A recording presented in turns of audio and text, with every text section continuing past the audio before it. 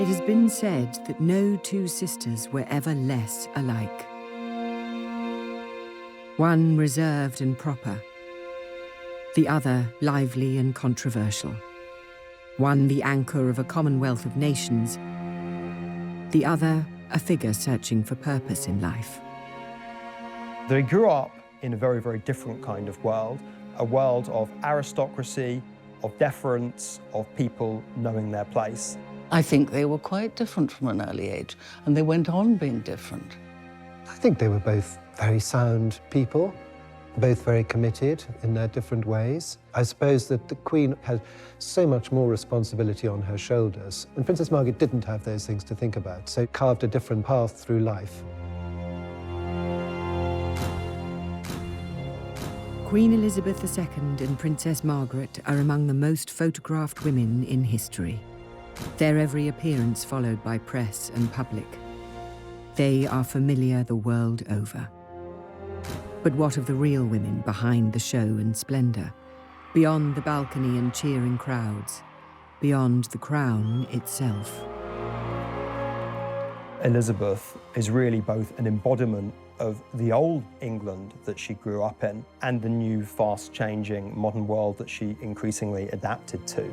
The Queen always thought of her sister as an enigma. It's always very difficult to work out with Princess Margaret which half of her you're talking about, the royal half or the rather dashing half. There's a huge affection between them that survives the ups and downs of their individual life.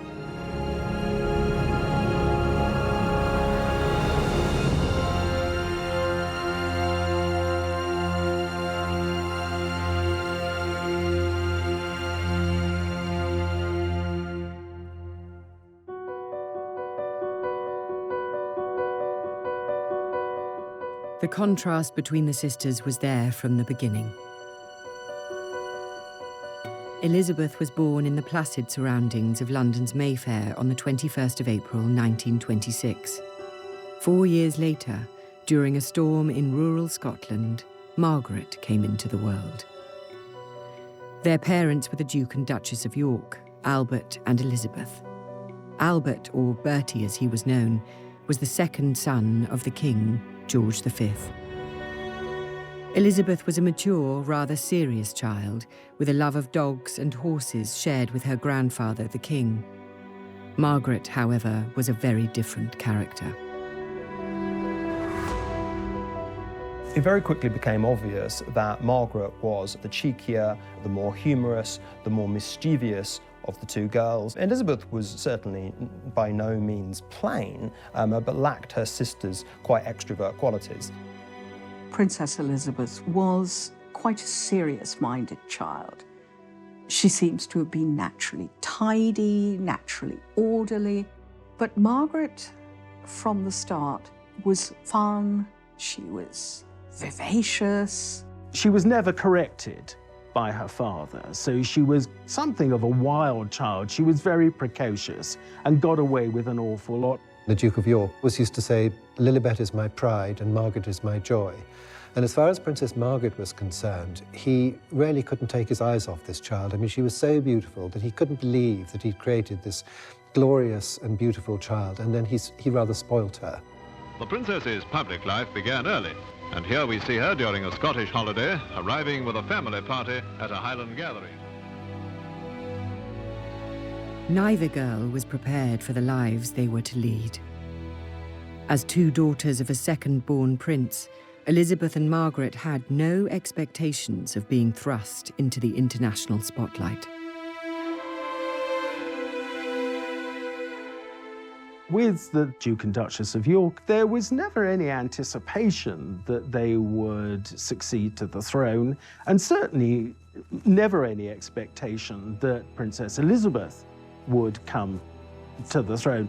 It was, of course, always possible that George and Elizabeth would have further children, and a male heir would, of course, then leapfrog Elizabeth in line for the throne. So it was always a fairly remote possibility that she would become queen at her birth.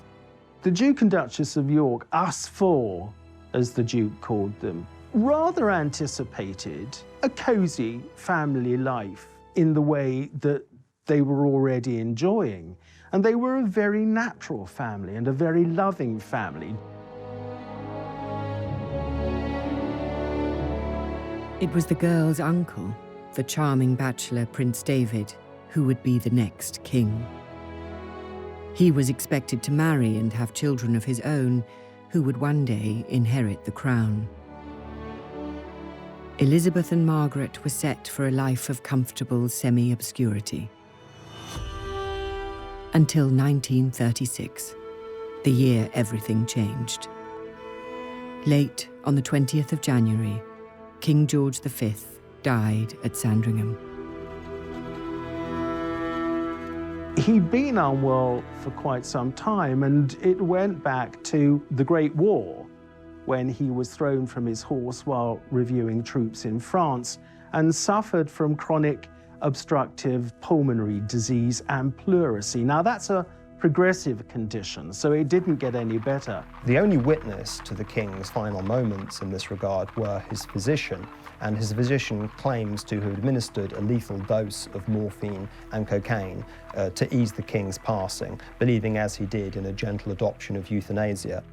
It was also thought that it was far better that the king's death should be announced in the morning paper, the Times, rather than the slightly more down-market evening papers.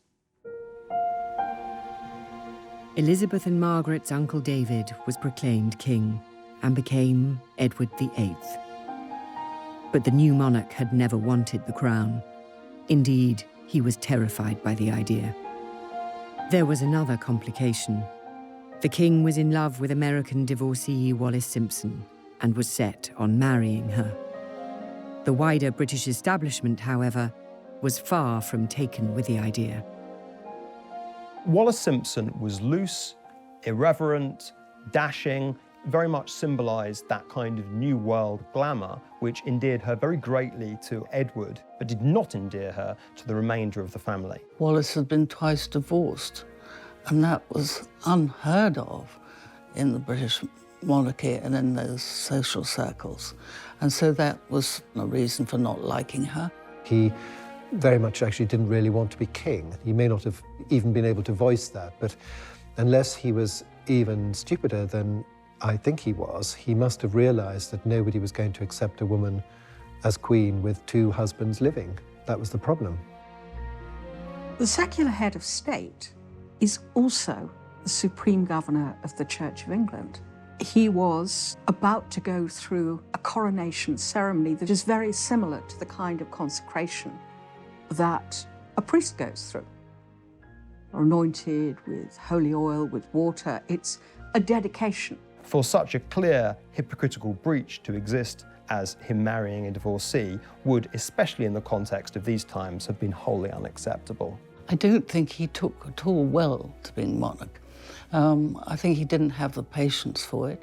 His own grasp of detail, particularly in regards to the empire, particularly in regards to the industrial disputes which were enveloping the country, really left quite a lot to be desired. Indeed, it is said that George V predicted, rather darkly, that if Edward became king, he'd ruin himself within a year. A constitutional crisis was gripping Britain. The public were unaware, the press was muzzled, and the king's affair kept secret. Finally, unable to renounce the woman he loved, the king gave up his crown. On December the 11th, 1936, Edward abdicated. He had been king less than a year. It was a shock. It was seen, I think, popularly as a dereliction of duty. There were those who thought Edward should stay and should be allowed to marry Wallis Simpson, and there were those who just thought this man is a waste of space and he's got to go. And Wallis Simpson, let's say, saved the monarchy from a man who would have been a pretty awful king. A crowd gathered outside Bertie's house in Piccadilly. The new king's family had moved out of their home into the vast and cold magnificence of Buckingham Palace. The lives of Elizabeth and Margaret were transformed. Elizabeth was now next in line to the throne. The training for her future role began at once.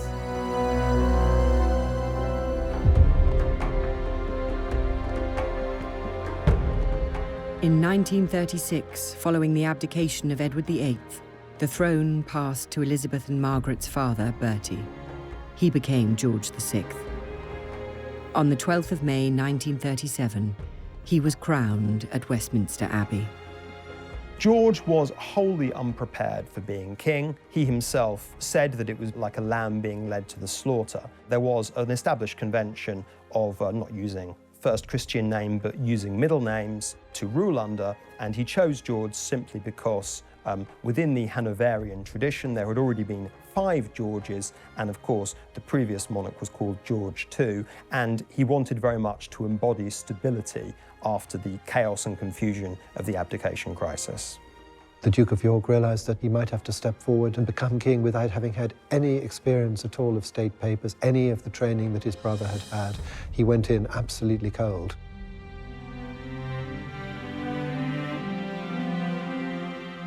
King George would ensure that his elder daughter Elizabeth would be more prepared for the role of monarch.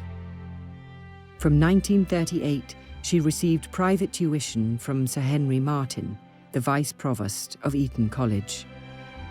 Her father explained the nature of the official dispatch boxes that were the monarch's everyday duty. Margaret was excluded. The sisters' once identical upbringing was diverging. That expectation of being well educated does not extend to Margaret, who continues to be educated as a well-mannered, accomplished girl who was expected to go on and marry. So singing, piano lessons, French conversation become important, but not constitutional history, not the hard lessons of theology. They were still loving sisters with the same bond that they always shared. This was a very definitive event which exacerbated early tendencies that the girls may have already had. Elizabeth to duty and Margaret to frivolity and maybe being slightly outside of the really important cockpit of constitutional decision-making. Beyond the girls' classrooms, the world was in crisis. The aggression of Nazi Germany had sparked a new conflict in Europe. It was suggested that Elizabeth and Margaret be evacuated for their own safety.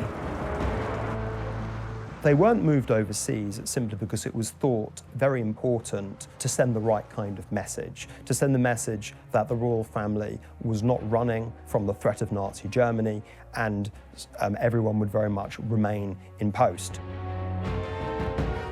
The king needed the Queen to be with him. She wasn't going to leave, and the daughters weren't going to leave. They were all basically going to stay together. And it was actually a very powerful message. The images that were coming out of Germany were all sort of nasty pictures of people stomping around in black uniforms and raising their arms and shouting. What did you get from England? You got Queen Elizabeth in a pony cart with the 2 princesses bicycling behind her. I mean, which would you prefer?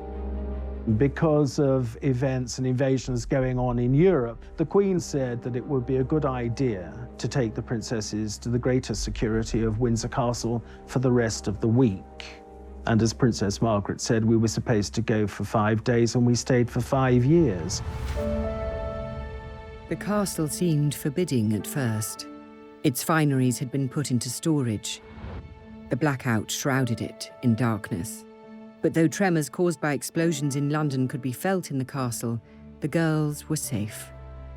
As the war progressed and the sisters grew, Elizabeth took on more and more public responsibilities. After she turned 18 in 1944, she joined the Auxiliary Territorial Service as a mechanic and driver. Princess in overalls. Elizabeth is in the ATS, or British WAC, and at the King's request, is being treated just like any other trainee. Now visited by her parents and sister Margaret Rose at a training station in southern England, she shows them she knows a fan belt from a spark plug all right and isn't afraid to get her hands dirty. The Women's Auxiliary Army Corps and the ATS were much more for ordinary girls. And so I think it was intended to send a message that the royal family was not so different. They were not elitist in an unpleasant way. Elizabeth learned how to drive an ambulance, learned how to be a mechanic, indeed even learned how to fire a revolver. These were, of course, propagandistic tokens, but nonetheless, a pretty young princess chipping in with the war effort was definitely designed to boost national morale. I think it was very, very much appreciated by the public and by her. She loved it. She loved learning to drive, how to deal with combustion engines and all this kind of thing. It was just up her street. While the war brought her closer to the public gaze, it also brought her love. And for this sensible, pragmatic girl, her choice was unexpected. In July of 1939, when the Queen was just 13 years of age, she inspected a Royal Naval College at Dartmouth, and one of the young officers she was introduced to was this dashing, handsome Prince Philip. I think it is fairly plain that the extremely good-looking, extremely charming, extremely glamorous Prince Philip caught the eye of Elizabeth, and that her jaw dropped.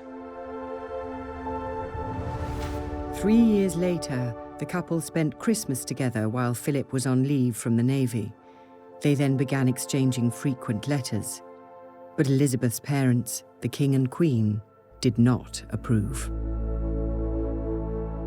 The king had his doubts about Philip. There was the feeling within the royal family that all of this was too much too soon.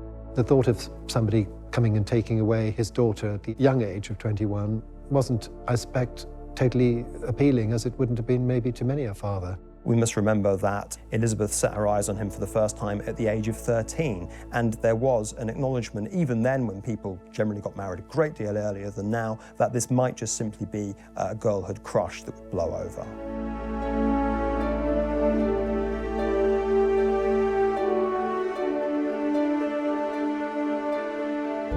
The King and Queen's resistance had been defeated.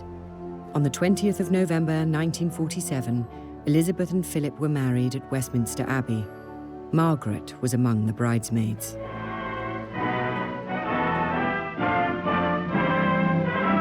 Elizabeth and Philip take their places on history's pages.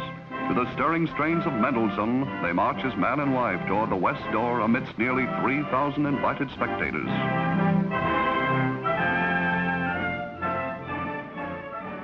The wedding itself was a very grand affair, a deliberately grand affair against this backdrop of austerity. Rationing was still on, if anything slightly more severe. She may have been heir to the throne, but she couldn't be seen as claiming special privileges. Though you have a lavish dress, it's by no means as lavish as other royal brides. The wedding was the first big royal occasion since the King and Queen's coronation 10 years before. And Winston Churchill referred to it as a flash of colour on the road we have to travel. The following year, Elizabeth gave birth to a son. Charles was born on the 14th of November 1948. 3 more children would follow over the next 16 years. This meant Margaret was no longer next in line to the throne. I think that Margaret had already accepted that her sisterly relationship with Elizabeth had changed once Philip was on the scene, and so in many respects the arrival of Charles didn't really change that. I don't think she had ever any expectation of being queen, any desire to be queen. And so, if anything, it was probably a relief. I'm sure that the first reaction that Princess Margaret had was, great joy. But I know that in later life, there was a certain sort of feeling of being a younger sister, and other members of the royal family are always just told what to do. You know, you will appear at 10 o'clock, or indeed at 10:03, your car will arrive, and you will do this, you will do that, and you will wear the following. So there was always a little bit of the younger sister feeling about the whole thing. In the post-war years, their father, the king's health declined. Both sisters took on more of his public duties. In September 1951, George VI had his left lung removed after a malignant tumour was discovered. The king was not told he had cancer, and the disease was not beaten. On the morning of February the 6th, 1952, the king died. He was just 56. Elizabeth was in Kenya when her father died, on an early rest stop in a planned tour to Australia. Elizabeth was always thought of by the king as being his protégé. Margaret was always thought of as being his pet, his light relief. And so when he passed away, both girls felt sad. Elizabeth felt sadness, then was overwhelmed by duty. For Princess Margaret, it was absolutely awful. She had lost a father that absolutely adored her, and she had no role whatsoever. Elizabeth had left Britain as a princess.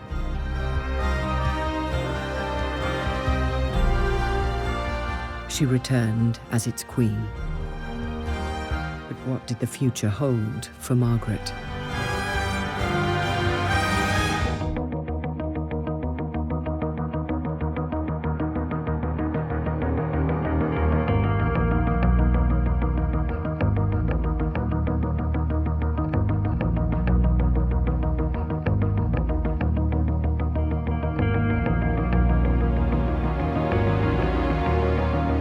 The coronation of Queen Elizabeth II took place on the 2nd of June 1953. It was a lavish affair. Westminster Abbey had been closed for months as preparations took place, and on the day itself, millions thronged the streets of London.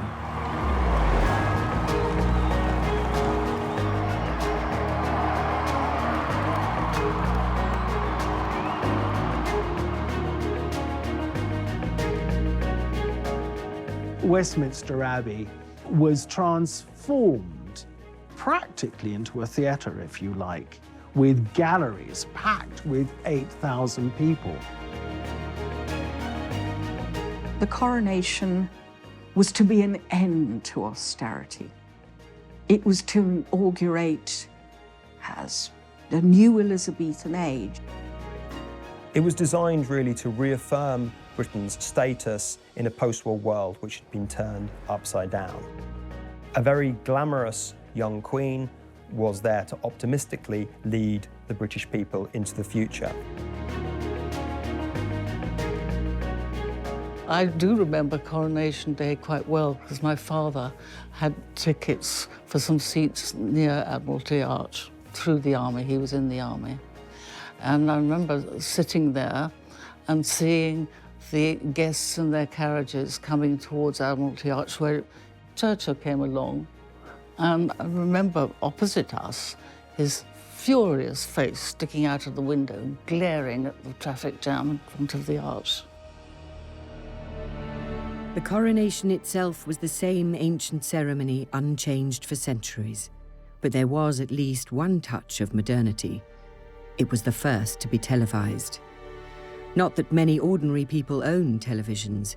Britain was still mired in post-war austerity. Some goods were still rationed 8 years after the defeat of Germany, and on the international stage, Britain was declining as an imperial and military power. Nevertheless, the nation celebrated. Yet behind the pomp and glamour of that day lay family grief, disputes and scandals just waiting to explode. In the middle of preparations for the coronation, Margaret stunned Elizabeth by informing her that she wished to marry. Her desired husband was a man named Peter Townsend. He had been a wartime flying ace and had flown more than 500 missions and been shot down twice in the process. During the war, George VI decided that he would honour servicemen who distinguished themselves and would have them as a query for periods of 3 months. Recommended was the much decorated RAF fighter pilot, Group Captain Peter Townsend. Townsend and the King got on so well together. It is said the King referred to him as the son I never had, that the idea of a 3-month period in waiting as a query just went straight out of the window. After the King's death in 1952, Townsend's job disappeared, but the family did not wish to lose him. He was invited to join the Queen Mother's household as controller, a role he accepted. All the girls at Buckingham Palace and all the girls that were around the court rather took a fancy, took a shine to this guy. But the one who really fell in love with him was Princess Margaret. You can understand, perhaps, at that moment, having lost her father, she turned more to him than was perhaps advisable. He was there when her father died. Part of the inner circle of royal aides and servants who helped to comfort Margaret. After all, Margaret was devastated by her father's loss. This was a man who'd been close to, who'd been liked by her father. He was also, like her brother-in-law, a hero, and people liked heroes. It was still an age when we built heroes up. Townsend was 16 years older than Margaret and recently divorced. While these facts did not trouble Margaret, others were less happy. Well, there was opposition to the relationship for one simple reason, that he was already married, and he had a wife and he had 2 boys. Divorced people not really allowed to have a social life. And I think that sadly, that was what happened. He was quite a bit older than her, but I don't think that would have mattered. Under a law of 1772, all members of the royal family had to have the sovereign's permission to marry. Elizabeth was sympathetic. She could see the love between the couple, but she asked Margaret to wait until the coronation was out of the way and everything had settled down. Margaret left the meeting with her sister feeling hopeful. But when Elizabeth spoke to her private secretary, Sir Alan Lascelles, he was horrified and urged Elizabeth to send Townsend abroad. Elizabeth was caught between love for her sister and her responsibilities to the legal and religious bodies she headed. She loved Margaret and she wanted her to be happy. I think it was incredibly difficult for her. All of politicians, with some exceptions, including Winston Churchill, were advising her that this marriage should not go ahead. And as such a new monarch, she didn't want to risk the potential friction for really putting up strong opposition against what the political classes were telling her. In other words, she put duty before her own private feelings. The Queen is temporal governor of the Church of England, and the Church of England did not, would not recognise divorce. She agreed to send Townsend abroad. He was appointed heir attaché in Brussels. Townsend was stunned by this exile. He did not even get a chance to say goodbye to Margaret, who was on a royal tour in Africa at the time. Margaret was left bitter. Her own sister was queen but could not help her. In Brussels, Townsend was hounded by the press. They maintained a constant correspondence. The couple believed they had only to wait.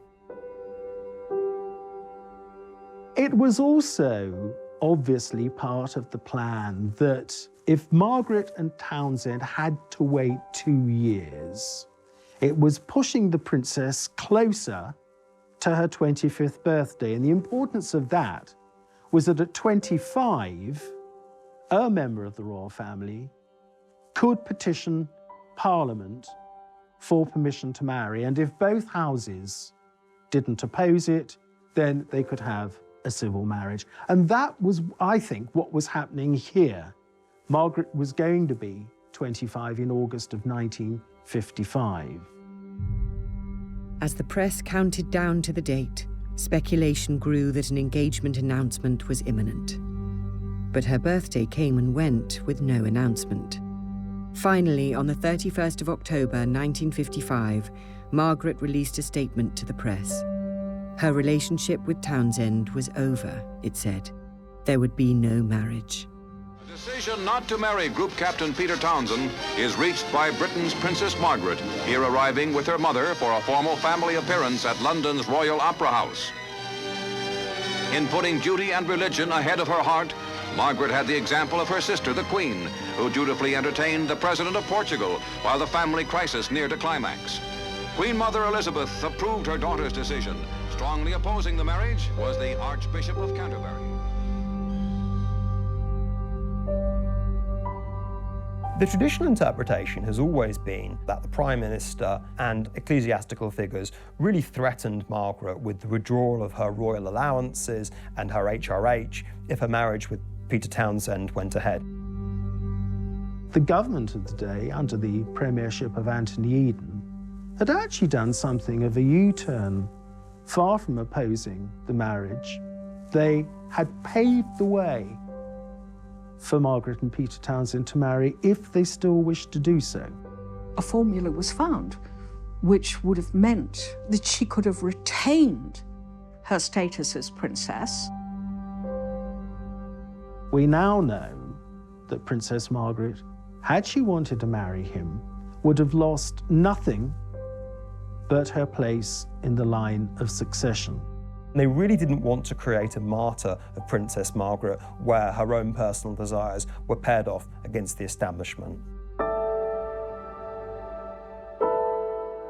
It was not government pressure that had ended the relationship between Margaret and Group Captain Townsend. The truth was far simpler. Contained in the files released by the National Archives is a letter that Princess Margaret wrote in private and in secret to Anthony Eden. The crucial point of her letter was that she said, "It is only by seeing him that I can properly decide whether I want to marry him or not." The crunch is obviously that she had decided, and he also, no doubt, had decided that their love was no longer strong enough for them to marry. If Elizabeth hoped her sister would find someone more suitable, she was to be disappointed.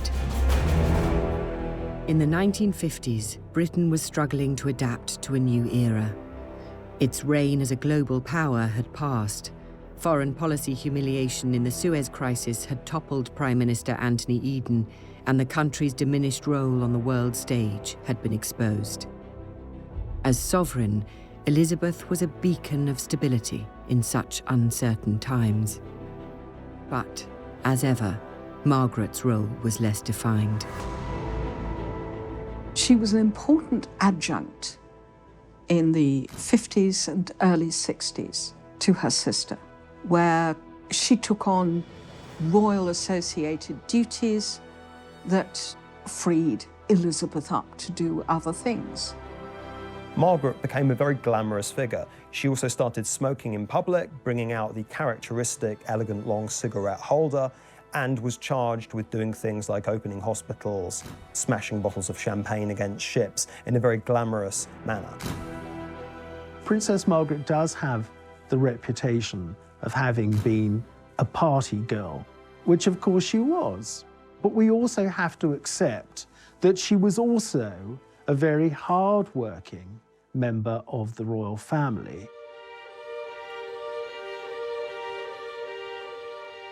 In 1957, Margaret became president of the new Royal Ballet, a reflection of her lifelong passion for theatre and the arts. Nevertheless, she was nearing 30 and still unmarried. In 1959, Peter Townsend wed a young Belgian woman with a striking resemblance to Margaret. Just months later, the princess surprised many by announcing an engagement of her own. Anthony Armstrong Jones was not the usual royal match. He was from a wealthy background, Eton then Cambridge, But he had no fine title or lands. He was a photographer. Margaret was really enjoying the fruits of some of the major social changes starting to appear in this era. She was starting to keep very non-aristocratic company, quite bohemian company. Lady Elizabeth Cavendish gave a dinner party in February 1958, which Tony Armstrong-Jones was one of the guests. And Princess Margaret had never met him before.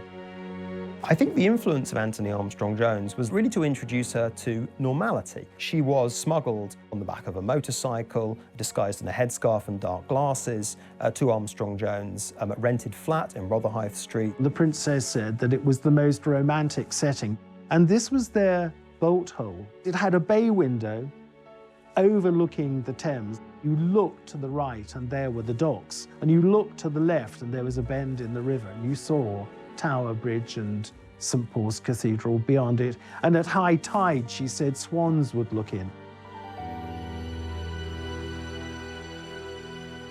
Their relationship was kept secret, so the country was stunned in February 1960 when Princess Margaret's engagement to the photographer was announced.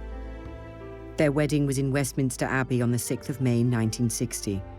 It was the first royal wedding to be broadcast on television. Millions tuned in around the world. I think as a sister, Elizabeth was very happy that Margaret had been able to find a man she loved. I think as Queen, even though Armstrong-Jones was not ideal, was not a society man at all, he was, given Margaret's status as a rebel, really about the best that they could hope for. Princess Margaret at that time was hugely popular. Everything she did made news. Everything she wore made news. So when she married, this was an occasion of great celebration. Everybody was frightfully pleased with the sort of glamour of the wedding. And Princess Margaret looked wonderful, and he was a talented photographer, and it all seemed very modern and just how it should be. The whole thing really was a very, very beautiful occasion. I mean, I can remember being a young schoolboy, totally enthralled watching this on the television. Despite the excitement of that day and the two children born in the years that followed, the marriage soon became troubled. Mutual infidelity, drugs, and alcohol strained the relationship to breaking point. I think that two worlds very much collided. Armstrong-Jones's bohemian, free lifestyle, and Margaret's unwillingness to dispense with, shall we say, all of the accoutrements of wealth and prestige and fundamentally royalty. It was a very curious relationship, and although she was a princess and he wasn't a royal, I think that he had the upper hand. As things got worse, he was better at being nasty than she was. Within 3 years of them having married, the cracks were already appearing.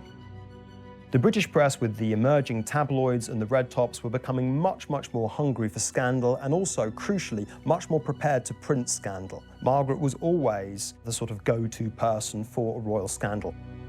He had much loyaler friends, it seems, than she did, because he always seemed to come out of it, as far as the public was concerned, rather well, whereas she didn't. Press deference to royalty was a thing of the past.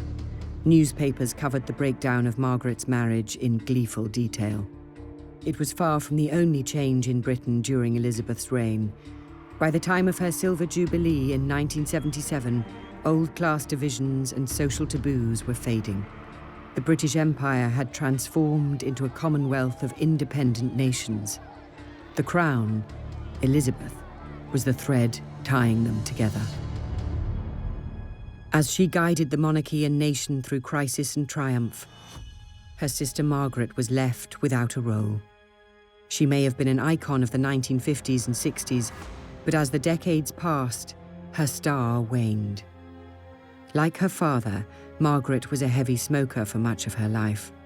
Like him, she would suffer the consequences. From the late 1980s, her health began to decline.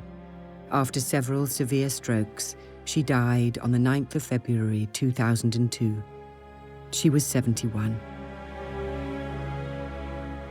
For the relationship between Elizabeth and Margaret, there was this bond of love between them that had been there from the time Margaret was born to the day that Margaret died. At her funeral, the Queen perhaps showed the most public emotion we have ever seen on a public occasion, where her eyes, I suppose, really betrayed the sadness she was feeling. To have to come to terms with the death of your younger sister, who you could expect certainly to live with you into old age, is very hard. When the princess died, that was quite a blow to the Queen, followed, as it was 7 weeks later, by the death of her mother. She is said to have said her biggest nightmare would be losing her mother and her sister. And that, of course, is what happened in 2002. Princess Margaret's life, though privileged, was a sad one in many ways. Margaret was a flawed and often troubled woman. She did not have her sister's weighty responsibilities, but nor did she have the certainties. I think that what Margaret did was really stretch at the limits of what it was acceptable to do for a woman in her position. This, I think, created a precedent and also much more breathing space for future younger royals to enjoy, even in the celebrity infested world that they inhabited, something more approaching normal lives. If she had a few tiresome aspects, well, who doesn't? I would actually say she was probably a pretty supportive member of the royal family. She did do her bit. On a day-to-day basis, her life was very full. She had very interesting friends. She went to the ballet, she went to the theatre, she read books. She was alert and interested in things. She loved music and wasn't boring. She, too, helped to modernise the monarchy, to bring it into what at that time was the 20th century. For her sister, the Queen, however, her history is still being written. The monarchy has shown itself under the Queen's leadership to be flexible, adaptable, and something that can be seen as both a stable institution and something that can change and reflect new values. I think more than anything else, for Britain's own conception of itself as a post-war nation, she was definitive. She has been criticised, her family have been deeply criticised, and by just being herself and keeping going and being straightforward, it's absolutely paid off.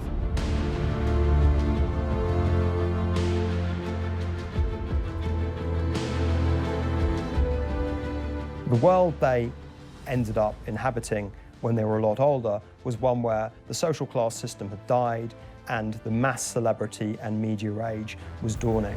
In the case of Margaret, you could say that she was very much a product of that age that was unveiling. In the case of Elizabeth, she managed to be its architect.